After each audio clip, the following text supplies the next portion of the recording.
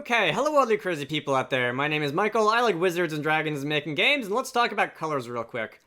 So, when you draw stuff in GameMaker, I didn't mean to open that. When you draw stuff in GameMaker, there are a whole bunch of colors that you can use. You can use a couple of different built-in color constants, such as draw, set, color, let's say C, red.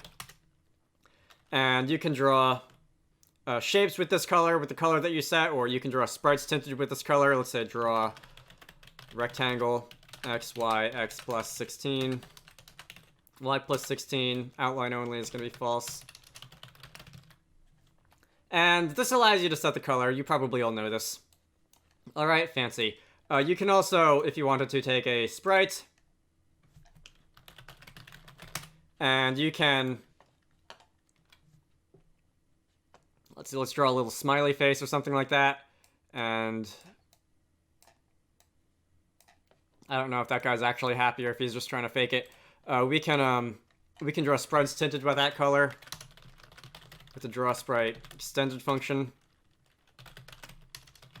SPR whatever, so maybe 0, X, Y, scale of 1, no rotation. Color can be C underscore red. The alpha can be 1, fully opaque.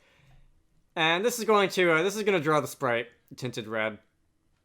So GameMaker has a bunch of color constants built in. You can use things like C red, there's C black, blue, dark gray with the UK spelling, fuchsia, which is sort of purple, reddish, pinkish, regular gray, green, gray, lime colored, which is bright green, light gray, again, American and non-American spellings, maroon, which is dark red, navy blue, olive, orange, purple, red, silver, teal, and I think that's it.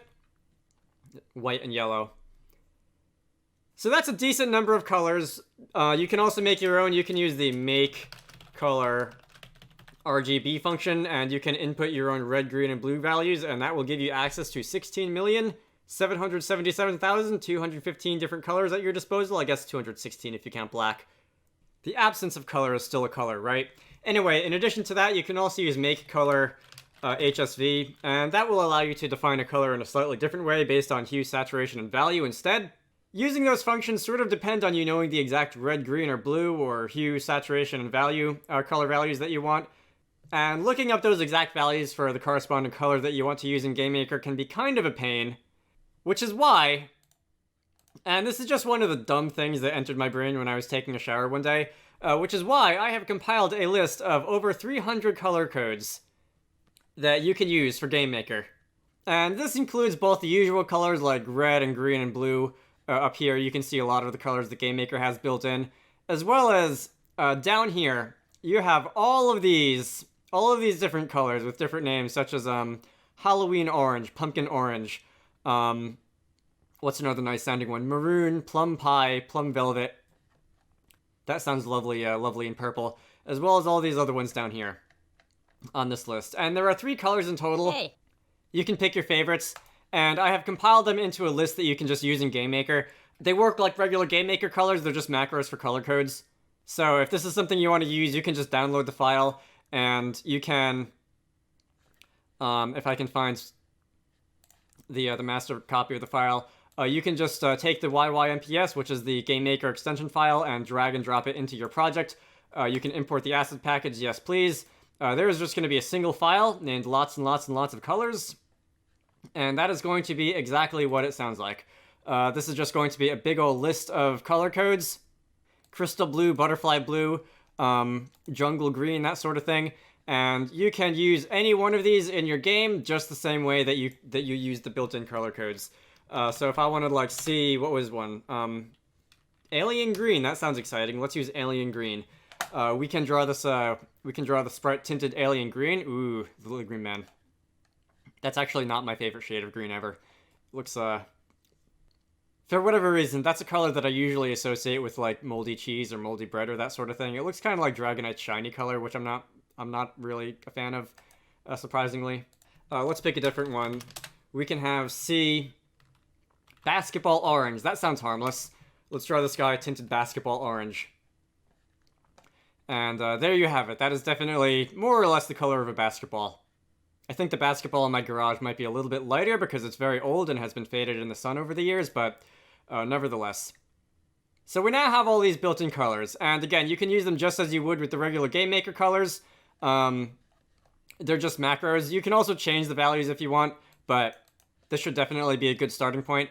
If you also want, I also have written myself, because I am bored and I like doing this, I have also written myself a little program that shows you a little preview of what all of the colors look like. So algae green, this is a rather light green. I can definitely see that as pond scum. This is what it looks like, both fully opaque and semi-transparent. This is where it would be in a color picker, although this isn't really a fully fledged color picker because I made it in about 2 hours. You can copy the color code for it if you want. BGR is regular GameMaker format. RGB is what you might be using if you're into web dev or something. There's all these other ones: earth blue, eggplant, electric blue, emerald green, so on and so forth. You can play around with this, have fun if you want. This is not an elaborate product.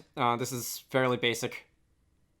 There's a lot of mediums: medium aquamarine, medium forest green, medium orchid, medium purple, medium sea green, medium spring green, medium turquoise, medium violet red. Boy. Anyway, I never made a video on this when I first posted it. If this is the sort of thing that you're interested in, head on over to the itch.io page over here. It's free, obviously. Why would I charge for just, like, color codes? Which are just basically numbers. Anyway, I hope that's the sort of thing that you find useful, and I will see you all later.